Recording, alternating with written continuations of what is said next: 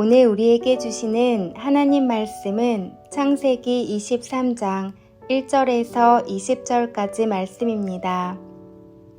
사라가 127세를 살았으니 이것이 곧 사라가 누린 횟수라.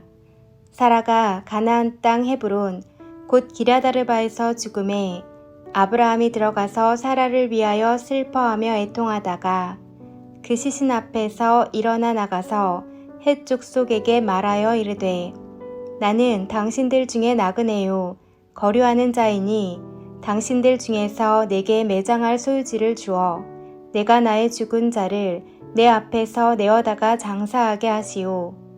헷 족속이 아브라함에게 대답하여 이르되 내 주여 들으소서. 당신은 우리 가운데 있는 하나님이 세우신 지도자이시니 우리 묘실 중에서 좋은 것을 택하여 당신의 죽은 자를 장사하소서. 우리 중에서 자기 묘실에 당신의 죽은 자 장사함을 금할 자가 없으리이다. 아브라함이 일어나 그 땅 주민 헷 족속을 향하여 몸을 굽히고 그들에게 말하여 이르되 나로 나의 죽은 자를 내 앞에서 내어다가 장사하게 하는 일이 당신들의 뜻일진데 내 말을 듣고 나를 위하여 소알의 아들 에브론에게 구하여 그가 그의 밭머리에 있는 그의 막벨라 굴을 내게 주도록 하되 충분한 대가를 받고 그 굴을 내게 주어 당신들 중에서 매장할 소유지가 되게 하기를 원하노라 하매 에브론이 헷 족속 중에 앉아있더니 그가 헷 족속 곧 성문에 들어온 모든 자가 듣는 데서 아브라함에게 대답하여 이르되 내 주여 그리 마시고 내 말을 들으소서. 내가 그 밭을 당신에게 드리고 그 속의 굴도 내가 당신에게 드리되 내가 내 동족 앞에서 당신에게 드리오니 당신의 죽은 자를 장사하소서. 아브라함이 이에 그 땅의 백성 앞에서 몸을 굽히고 그 땅의 백성이 듣는 데서 에브론에게 말하여 이르되 당신이 합당히 여기면 청하건대 내 말을 들으시오. 내가 그 밭값을 당신에게 주리니 당신은 내게서 받으시오. 내가 나의 죽은 자를 거기 장사하겠노라. 에브론이 아브라함에게 대답하여 이르되 내 주여 내 말을 들으소서. 땅값은 은 400세겔이나 그것이 나와 당신 사이에 무슨 문제가 되리이까. 당신의 죽은 자를 장사하소서. 아브라함이 에브론의 말을 따라 에브론이 헷 족속이 듣는 데서 말한 대로 상인이 통용하는 은 400세겔을 달아 에브론에게 주었더니 마므레 앞 막벨라에 있는 에브론의 밭 곧 그 밭과 거기에 속한 굴과 그 밭과 그 주위에 둘린 모든 나무가 성문에 들어온 모든 헷 족속이 보는 데서 아브라함의 소유로 확정된지라. 그 후에 아브라함이 그 아내 사라를 가나안 땅 마므레 앞 막벨라 밭 굴에 장사하였더라. 마므레는 곧 헤브론이라. 이와 같이 그 밭과 거기에 속한 굴이 헷 족속으로부터 아브라함이 매장할 소유지로 확정되었더라. 오늘 본문에는 사라의 죽음이 기록되어 있습니다. 창세기에 또다시 새로운 전환점을 맞고 있습니다. 아브라함과 사라의 시대가 역사의 뒤안길로 가고 이제 이삭과 리브가의 시대가 열리려고 하고 있습니다. 앞장이었던 22장에서는 하나님께서 아들 이삭을 죽여 번제물로 드리라는 명령을 하셨습니다. 하지만 이것은 아브라함이 하나님을 위해 모든 것을 내려놓을 수 있는가를 보시기 위한 테스트, 시험이었습니다. 아브라함은 모리아 산에서 이삭을 장작 위에 올려놓고 마지막 칼을 드는 것까지 순종함으로 하나님께서는 아브라함의 믿음을 확인하셨고 이것은 테스트였기 때문에 이미 준비하신 양 한 마리로 제사를 드리게 하셨습니다. 여기서 눈부신 믿음은 아브라함뿐이 아니었습니다. 이삭도 눈부신 믿음을 보여주었습니다. 100세가 넘는 아버지의 행동을 노망이 들었다고 생각하고 아버지가 든 칼을 충분히 밀쳐낼 수 있었지만 이삭은 아버지의 신앙을 신뢰했고 하나님을 신뢰했습니다. 그는 그날 죽지 않았지만 잠재적으로는 그날 자신을 죽여 하나님께 드린 것입니다.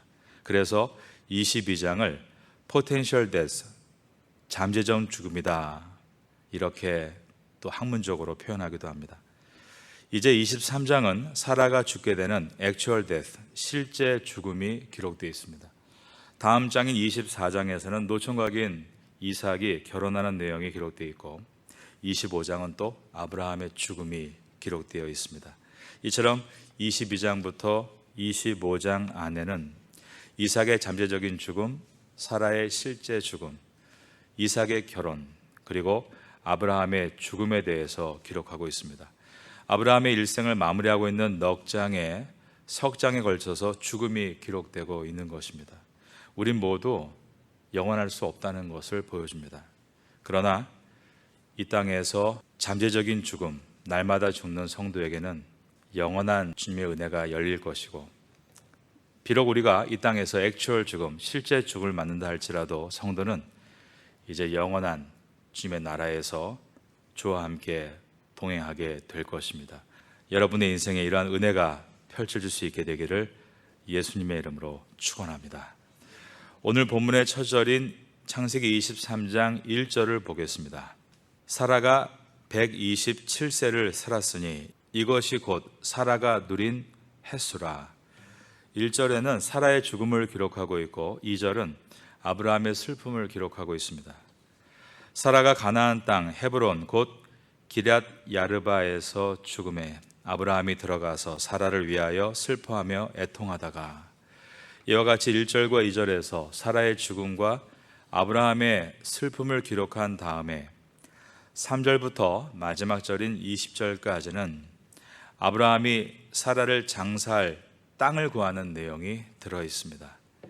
해적 속의 에브론이라는 사람의 땅을 400세겔의 정당한 값을 지불하고 작은 밭을 사서 사라를 그 밭 안에 있는 굴에, 막벨라 굴에 장사한 내용을 18절에 걸쳐서 기록하고 있는 것입니다. 그 이유가 무엇일까요? 23장이 강조하고 있는 바는 사라의 죽음 자체보다는 하나님께서 아브라함에게 언약하신 가나안 땅을 내게 줄 것이다 라는 것을 성취하시는 내용입니다. 비록 작은 땅이지만 가나안 땅을 아브라함이 갖도록 하셨다라는 상징성을 보여주고 있습니다. 사라가 127세에 죽었습니다. 창세기에 나오는 4명의 족장들, 아브라함과 이삭과 야곱과 그리고 요셉의 내용 중에 족장의 아내가 죽었을 때의 나이가 언급되고 있는 것은 오직 사라 한 사람뿐입니다. 이삭의 아내 리브가 그리고 야곱의 아내들이었던 레아와 라헬에 대해서는 죽음을 기록하고 있지만 그들이 죽었을 때 나이가 몇 살인지는 기록하지 않았습니다. 오직 사라에게만 그가 죽었을 때의 나이가 127세였다라고 기록하고 있는 것입니다. 이처럼 아브라함이 원래 아브람에서 아브라함이 된 것처럼 사라도 원래 이름이 사레에서 사라로 바꿔주시고 그의 삶을 세밀하게 기록하고 있는 것은 메시아를 이 땅에 탄생하게 하시고 온 땅을 구원하시려는 하나님의 계획 가운데 아브라함뿐 아니라 사라도 중요한 인물이었다는 것을 보여주기 위해서입니다. 아브라함의 뜻은 열방의 아버지입니다. 그러므로 아브라함을 믿음의 아버지라고 말할 수 있겠습니다. 사라의 뜻은 열방의 어머니라는 뜻입니다. 그러므로 사라 또한 믿음의 어머니다라고 말할 수 있는 것입니다. 아브라함의 가족은 한 혈통을 이루기 위해서 친척들과 결혼한 것을 우리가 압니다. 아브라함의 아들 이삭이 결혼한 리브가는 아브라함의 형제 나홀의 손녀였습니다. 그러면 아브라함과 사라는 어떤 관계였을까? 그 단서를 찾을 수 있는 구절이 있습니다. 창세기 20장 12절입니다. 아브라함은 그랄 땅에서 살 때 그랄 왕 아비멜렉과 그랄 나라 사람들이 무서워서 자기 아내를 누이 동생이라고 말했던 일이 있습니다. 이것에 대해 하나님께서 아비멜렉에게 사라는 그의 아내다라고 하셨습니다. 아비멜렉은 아브라함을 불러서 왜 내게 거짓말을 했느냐라고 묻는데 이때 아브라함이 뭐라고 대답을 했는가? 창세기 20장 12절입니다. 또 그는 정말로 나의 이복 누이로서 내 아내가 되었음이니라 라고 했습니다. 아브라함은 사라가 자신의 아내입니다 라고 시인합니다. 그런데 아브라함은 말하기를 그는 정말로 나의 이복 누이입니다라고 말한 것입니다. 히브리어로 보면 나의 누이, 내 아버지의 딸, 그러나 그녀는 내 어머니의 딸은 아니다라는 표현이 들어 있습니다. 즉 아브라함의 아버지 데라가 첩을 통해 난 딸이 바로 사라인 것입니다. 종족 보존을 위해서 같은 혈육끼리 결혼하던 고대 사회에서 사라는 이복 오라버니 아브라함과 결혼을 한 것입니다. 이런 상황을 깊이 생각해 보면 사라가 정실소생이 아니라 첩의 딸이었으므로 우리가 이미 살펴보았습니다. 첩의 아들로 태어나서 갖은 서러움을 당했던 이스마엘을 말입니다. 사라에게도 어린 소녀 시절에 이러한 아픔이 있었겠구나를 느끼게 됩니다. 남편을 따라서 갈대아 우르에서 떠날 때 나이가 65세였습니다. 그리고 마침내 가나안 땅에 도착하게 됐는데 지도를 보면 동해에서 서로 곧장 가로지른 것이 아니라 네게브 사막을 우회해서 위쪽 북쪽으로 올라갔다가 하란에서 머물고 그리고 다시 남서쪽 가나안 땅으로 도달하게 되는데 그 거리를 보면 무려 2,800km 이상이나 되었습니다. 이 거리는 그 당시 고대 시대에 거의 도전하는 사람이 없다라고 할 정도로 매우 위험하고 힘든 일이었습니다. 그런데 사라는 여성의 몸으로 이 극심한 익스트림에 도전을 한 것입니다. 그렇게 도착한 가나안 땅에서 남편이 위험에 처하면 자신을 아내가 아니라 여동생이라고 하는 통에 다른 남자의 아내가 될 뻔한 곤욕을 치르기도 했습니다. 그리고 자식처럼 돌봤던 롯의 배신도 겪어야 했습니다. 같은 신앙인으로 하나님을 따라 살겠다고 다짐해놓고 롯은 삼촌 곁을 떠나서 더 좋은 환경을 따라 소돔을 향해 갔습니다.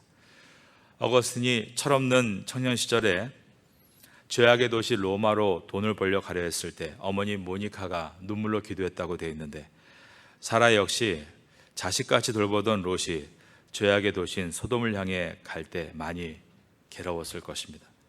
그리고 사라는 오랜 불임으로 주변 사람들에게 괄시를 받아야 했습니다. 궁여지책으로 자신의 마음에 들어하는 여종 하갈을 남편에게 첩으로 드렸는데 하갈이 아들을 낳고 곧바로 주인인 자신을 괄시하는 치욕도 겪어야 했습니다. 드디어 90세에 이삭을 낳았습니다. 그런데 하나님이 아브라함의 믿음을 테스트하기 위해서 이삭을 제물로 바치라고 명령하셨을 때 이 테스트에는 분명 사라의 믿음도 포함되어 있었고 아브라함이 하나밖에 없는 독자를 죽여야 한다는 고통과 함께 3일을 걸어갔던 시간은 사라에게도 동일한 고통의 시간이었을 것입니다. 제가 이렇게 세세하게 설명하는 이유가 있습니다. 그것은 아브라함이 열방의 아버지라는 뜻인 아브라함이라는 이름을 하나님께 받고 사라도 사라, 열방의 어머니라는 뜻을 하나님께 받았을 때 그저 아브라함만 시련과 연단과 아픔이 있었고 사라는 그냥 남편을 따라서 복을 받았다, 그런 것이 아니라는 것을 말씀드리기 위해서입니다. 사라가 127세에 눈을 감고 있습니다. 아들 이삭의 나이가 몇 세였겠습니까? 사라가 90에 낳았으니 37살이었습니다. 그런데 이삭은 아직 결혼을 하지 못한 때였습니다. 이제 3년이 지나고 40이 되고 나서야 결혼을 합니다. 그러니까 사라는 열방의 어머니라는 칭호를 얻었음에도 하나밖에 없는 자식의 결혼은 고사하고 손주 얼굴 한번 보지 못하고 죽었습니다. 분명 세상 사람들이 보기에는 박복한 인생을 산 것이라고 말할 수 있습니다. 그렇지만 하나님의 말씀인 성경은 구원이라는 관점에서 이 사라를 조명할 수 있게 우리를 유도하고 있고 세상의 관점이 아니라 믿음의 관점으로 사라를 보라라고 말씀하고 있습니다.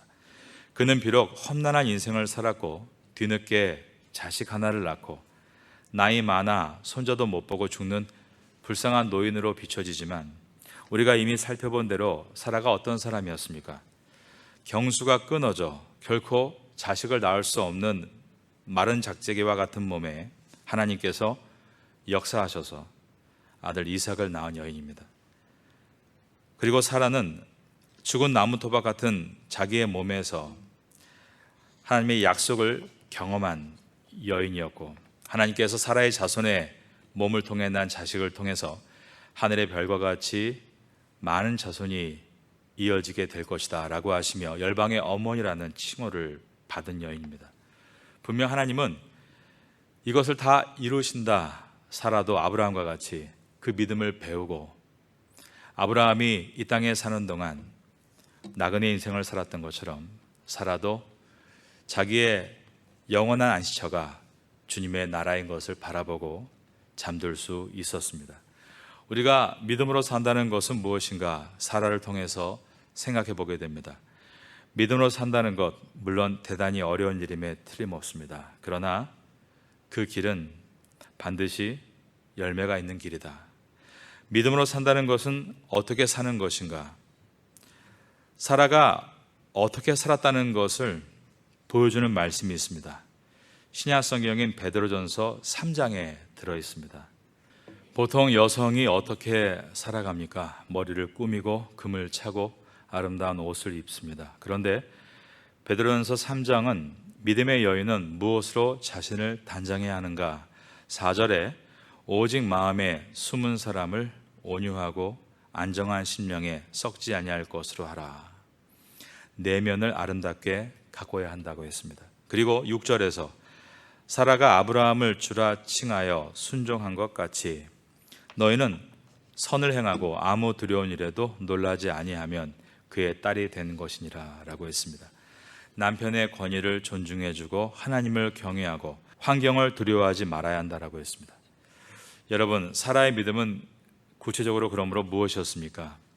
하나님이 남편에게 가정의 권위를 부여해 주셨다는 믿음이었습니다.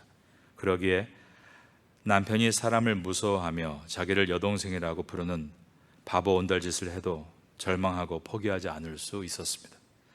하나님을 경외함으로 남편이 세상을 두려워할 때 반대로 두려움 없는 모습으로 남편을 위로할 수 있었습니다. 사라가 아브라함을 주라 칭하여 순종한 것 같이 너희는 선을 행하고 아무 두려운 일에도 놀라지 아니하면 그의 딸이 된 것이니라. 그의 딸이 된 것이니라. 이 자리에 계신 여성분들은 열방의 어머니, 믿음의 어머니 사라의 딸이 된 것처럼 담대한 믿음이 있고 뜨거운 믿음을 갖게 되시기를 주님의 이름으로 축원합니다. 이제 노년의 아브라함의 믿음을 보겠습니다. 아브라함의 믿음을 한마디로 표현하면 소유에 머무르지 않고 비전을 향해 끊임없이 전진하는 믿음입니다. 4절을 보겠습니다. 저를 한번 따라 하시겠습니다. 나는 당신들 중에 나그네요. 아브라함은 자신의 인생이 소유에 머무르는 것이 아니라 비전을 향해 나가는 나그네인 것을 알았습니다. 우리는 깨어있지 못하면 이런 아브라함의 모습이 아니라 롯과 같이 되어버립니다. 소돔에 머무르는 롯과 같이 되는 것입니다. 그리고 결국에는 떠나라는 명령 앞에 소유의 미련을 두고 뒤를 돌아보다가 소금 기둥이 되고 마는 것입니다. 주님은 우리에게 세상을 정화시키는 소금이 되라고 하셨는데 세상에 빠져 소금 기둥이 되고 마는 것입니다. 나이가 들수록 식욕이 점점 떨어집니다. 그런데 물욕은 줄어들지 않습니다. 젊었을 때는 짜장면을 먹어도요 항상 곱빼기로 먹고, 라면을 끓여 먹어도 라면 2개 거기에 계란에다가 나중에 밥까지 말아서 먹으면서 행복해합니다. 그런데 나이가 들면 같은 나이에 큰 돈을 가지고 고급 레스토랑에서 음식을 먹는 사람이 부럽고, 나의 노후가 안전하게 정착되지 못할까 봐 두렵습니다. 그런데 아브라함은 그렇게 하지 않았다는 것입니다. 아브라함은 끝까지 인생을 가볍게 만들고 있었고 나그네로 살아갔습니다. 아브라함의 모습은 우리의 노후가 어떠해야 하는지를 보여주는 귀한 모범입니다. 아브라함은 가나안 땅에서 얼마든지 높은 자리를 차지할 수 있었습니다. 넓은 땅을 소유할 수도 있었습니다. 롯 정도의 사람이 소돔성 문의 앞에 앉아 있었다고 되어 있고 원로가 됐다고 되어 있고 꽤 많은 소유가 있었다고 한다면, 아브라함이 그렇게 마음 먹었다면 왜 못했겠습니까? 훨씬 더 높은 자리, 많은 소유를 가질 수 있었습니다. 창세기 23장 6절을 보겠습니다. 내 주여 들으소서. 당신은 우리 가운데 있는 하나님이 세우신 지도자이시니 우리 묘실 중에서 좋은 것을 택하여 당신의 죽은 자를 장사하소서. 우리 중에서 자기 묘실에 당신의 죽은 자 장사함을 금할 자가 없으리이다. 이 말은 아브라함의 영향력이 얼마나 컸다는 것을 보여주고 있습니다. 그런데 아브라함은 그런 대단한 영향력을 높은 자리나 소유로 흘려보내지 않았습니다. 근데 이것은 역설입니다. 아브라함이 그렇게 했기 때문에 영향력을 발휘할 수 있었던 것입니다. 사람들이 탐하는 것에 대해서 아브라함은 자유했다는 것을 기억해야 합니다. 역설적입니다. 그래야만 영향력을 줄 수 있다는 것입니다. 롯은 소돔에서 높은 자리 많은 소유를 탐해서 얻었습니다. 근데 여러분 보시지 않습니까? 소돔에서 아무런 영향력을 보여주지 못했습니다. 기독교인이 세상과 다를 바가 없으면 사람에게 영향을 줄 수 없다는 가르침입니다. 자녀가 공부를 잘합니다. 성적이 잘 나왔습니다. 그게 그렇게 영향력을 줄 수 있는 것입니까? 그런데 자녀가 학교에서 갖고 있는 마인드가 정직함에 있고 친구들을 섬기겠다는 비전이 있고 그런 꿈을 가지고 가고 있다면 그게 놀라운 겁니다. 근데 그 가족을 보니까 아버지가 그런 마음으로 살고 있고 어머니가 그런 정신을 가지고 살림을 꾸리고 있다면 거기서부터 영향력이 나오는 것 아니겠습니까? 그런데 세상과 똑같이 말을 하고 있으면 좋은 대학에 들어가야 되고 인기 있는 학과를 선택해서 전망이 좋은 직업을 가져야 한다라고 말하면 이것이 그렇게 잘 된다 할지라도 그것이 꼭 하나님께 영광이 된다라고 어떻게 말할 수 있습니까? 세상에 그런 사람은 얼마든지 많다는 것입니다. 롯도 잘 살았습니다. 롯도 높은 자리에 있었습니다. 좋은 대학에 갈 수 있어도 소신 지원할 수 있는 학생이 있다면 좋겠습니다. 그 비전은 자기를 높이고 안정된 직업을 위해서가 아니라 예수님과 같이 능력이 있으시되 자신을 낮추신 것처럼 실력을 출중하게 갖췄음에도 불구하고 자기를 낮추고 유망한 직종을 향해 가는 것이 아니라 내가 도움을 줄 수 있는 곳에, 정말 내가 필요하는 곳에 갈 수 있는 사람이 있다면 바로 그 사람은 필그림, 순례자입니다. 요즘 코로나가 점점 누그러져서 많은 사람들이 해외여행을 떠난다고 합니다. 답답했던 삶을 리프레시하기 위해서 버킷리스트다, 순례길 떠나고 있는 것 같습니다. 그 중에 산티아고 순례길, 여러분 많이 들어보셨을 겁니다. 800km를 40일 동안 걷는다, 관광상품으로 많이 나와 있는 거 봤습니다. 그런 것도 좋겠죠. 그러나 더 귀한 것은 우리의 하루가 순례의 길이 되는 것입니다. 오늘 하루는 과거에 한 번도 살아보지 못한 새로운 날입니다. 오늘 하루의 순례 길을 우리가 꼭 산티아고의 순례 길을 걷지 않아도 배움의 자세로 걷고 하나님과 잠시 앉아 묵상하고 또 내가 맡겨진 일을 해가고 하루를 살아갈 때 우리는 이 창세기를 마칠 때쯤인 11월 중순이나 아니면 열심히 선교를 다 마치고 1년을 마칠 때인 12월쯤에 성숙을 향해서 순례의 길을 걸어온 우리 자신을 보게 될지도 모릅니다. 이러한 은혜를 사모하는 것이 나그네의 정신입니다. 이러한 마음을 가지고 오늘도 나그네의 길을 걷게 되는 성도가 될 수 있기를 예수님의 이름으로 축원합니다.